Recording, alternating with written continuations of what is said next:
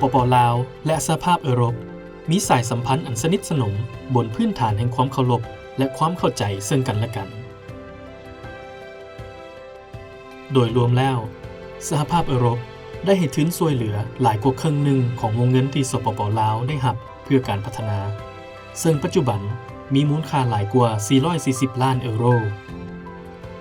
ในระยะหลายปีที่ผ่านมาบรรดากิจกรรมการร่วมมือต่างๆของลาว EU ได้ส่งผลประโยชน์แก่ชีวิตการเป็นอยู่ของประชาชนลาวจำนวนหลาย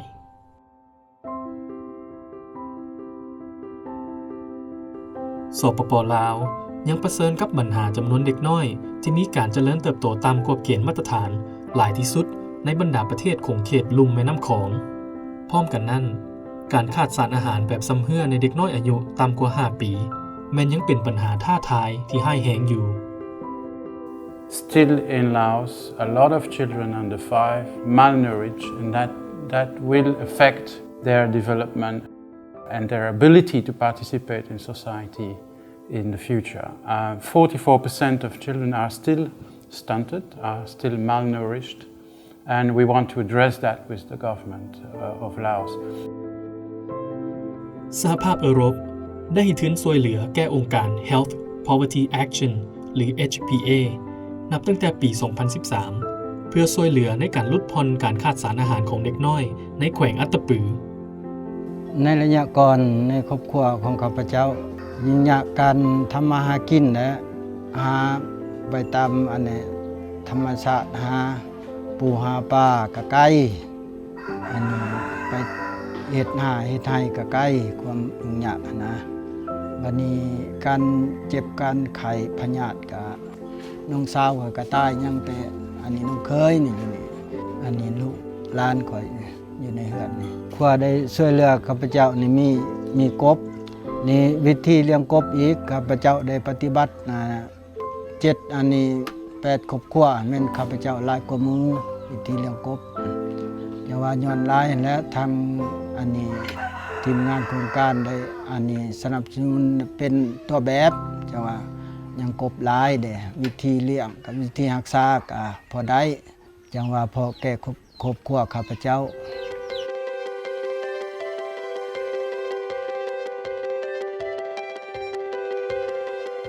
Education is one of our main cooperation area in Laos.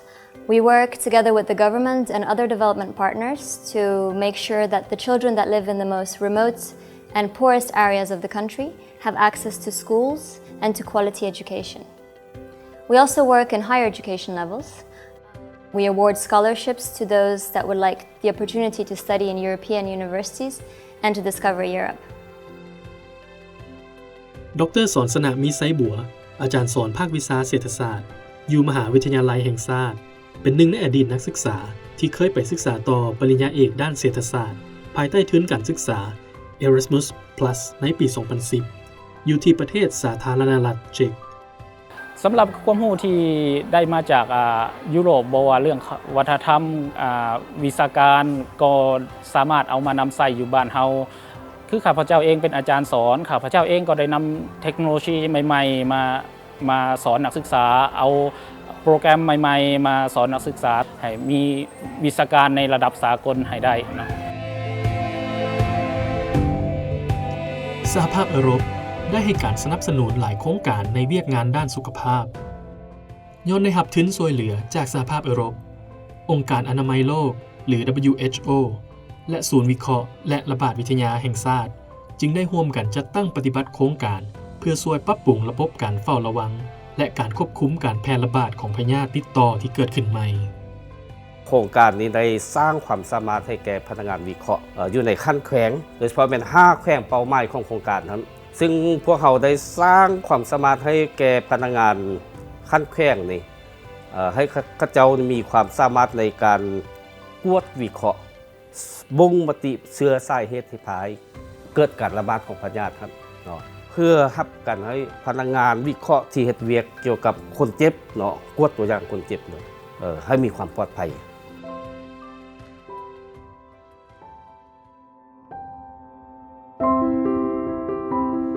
ลาวเป็นประเทศที่ถูกทิ่มระเบิดนักหน่วงที่สุดในโลกถ้าคิดไล่ต่อหัวคนสหภาพยุโรป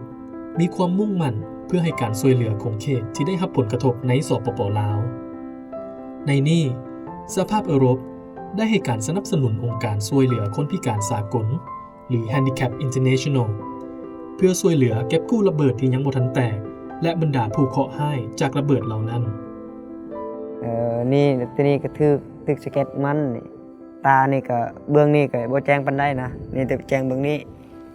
ก็ละมือนี้ยังแต่นิ้วนี้นิ้วก้อยนี่ก้อยนี่ขน้อยก็สมัครลงบ่ได้คิดว่าสิเข้าโครงการนี้นะจักเข้าได้ก็จักเอาหรือบ่คนคือน้องขน้อยนี่ก็มือบ่ได้ครบมือนะเนาะคือคิดว่าเพิ่นเอาแต่ว่าดีอกดีใจที่เข้าเฮ็ดเวียกนี้ So we work on the UXO program only in the Savannakhet province, in the 3 districts of Nong, Sepon and Villabuli, which are one of the most contaminated, UXO contaminated districts in the whole country and also one of the poorest districts in the countries. สหภาพยุโรปได้ประกอบส่วนสร้างความเข้มแข็งให้แก่เวียกงานการปกครองที่ดีรัฐแห่งกฎหมายและสิทธิมนุษย์ในสปป.ลาวในกรอบเดียวกันนี้สหภาพยุโรปยังมีความห้าวหันในการสนับสนุนบรรดาองค์การจัดตั้งทางสังคมที่บ่ขึ้นกับรัฐบาลโดยได้จัดสุดฝึกอบรมเพื่อช่วยบรรดาสมาคมที่บ่หวังผลกำไรของลาวในการเรียนรู้ถึงเทคนิคและขั้นตอนในการยื่นสมัครขอทุนช่วยเหลือด้านการพัฒนาของสหภาพยุโรปเช่นการฝึกอบรมอยู่ที่เฮือนเรียนรู้และอยู่ในนี้พวกเขาหันก็ได้รับการสนับสนุนทุนโดยผ่านการเป็นคู่ร่วมเอิ้นว่าพาร์ทเนอร์เนาะกับ INGO โดยเฉพาะกับแมนออกซ์ฟาร์มซึ่งในนี้พวกเขานี่ได้รับการสนับสนุนฝึกอบรมเรื่องการขอทุนจากสหภาพยุโรปก็จริง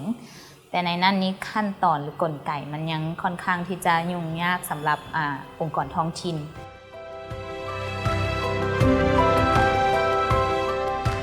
สหภาพยุโรปแม่นหนึ่งในบรรดาคู่ร่วมมืออันดับแถวหน้าทางด้านการค้าของสปป.ลาวและก็มีการลงทุนโดยกงของต่างประเทศอันดับต้นๆอยู่ในลาวเช่นกันบริษัทจากประเทศในยุโรปเริ่มเห็นสปป.ลาวเป็นประเทศที่น่าสนใจในการลงทุนเพื่อเหตุการผลิตต่างๆบริษัทแมสคอตจากประเทศเดนมาร์กซึ่งเป็นผู้นำของโลกด้านการผลิตเครื่องนุ่งห่มได้เปิดโรงงานแห่งหนึ่งอยู่เขตซานเมืองในนครหลวงเวียงจันทน์ในปี 2013และจ้างแรงงานลาวจำนวน800กว่าคนบริษัทนี้เป็นบริษัทที่เป็นบริษัทสากลซึ่ง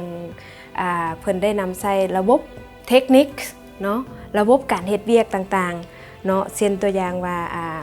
ขั้นตอนของการผลิตเนาะอันนี้เป็นระบบที่ทันสมัยเนาะและการเฮ็ดเวียกของเพิ่นก็เน้นใช้เรื่องความปลอดภัยเป็นหลักเนาะการฝึกอบรมพนักงานก็ต้องเน้นใช้ฝึกพนักงานให้เป็นมืออาชีพ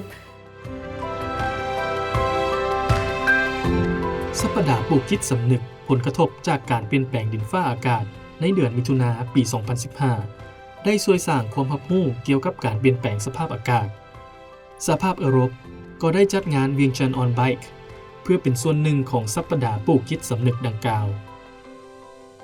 กิจกรรมวันนี้ก็คือการทีบรถเพื่อรณรงค์ให้ทุกคนรู้ว่าเกี่ยวกับการเปลี่ยนแปลงดินฟ้าอากาศเนาะว่ามันเป็นหน้าที่ของทุกๆคนบ่เป็นผู้หนึ่งผู้เดียวฉะนั้นแหละเฮ็ดจะได้ในนามประชาชนผู้หนึ่งนะอยากประกอบส่วนเพื่อเฮ็ดให้สภาพดินฟ้าอากาศนี้บ่เปลี่ยนแปลงไปหลายกว่านี้เนาะอันนี้ก็เป็นหน้าที่ของพวกเรา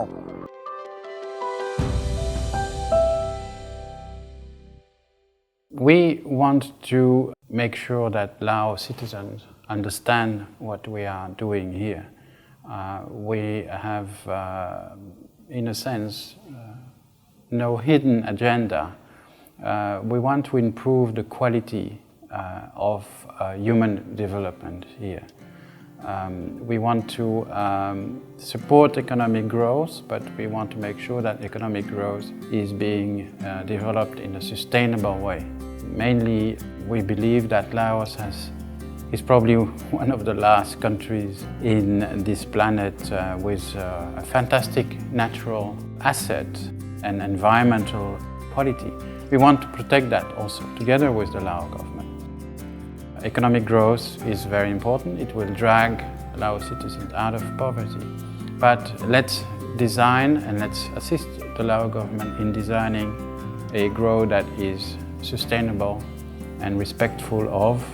the environment, of